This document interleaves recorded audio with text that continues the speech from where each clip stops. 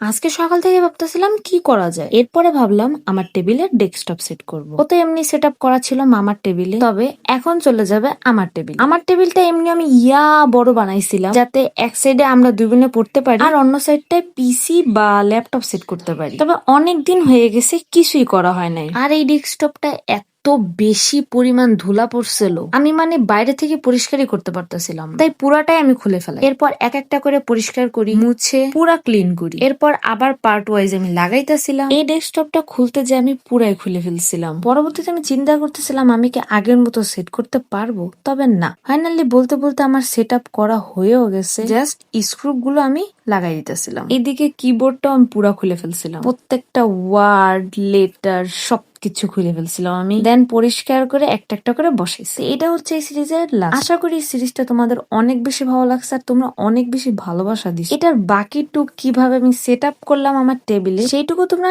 Next সিরিজে দেখতে পারবে। অলরেডি সেই সিরিজটা শুরু হয়ে গেছে। তো আজকের জন্য আল্লাহ হাফেজ।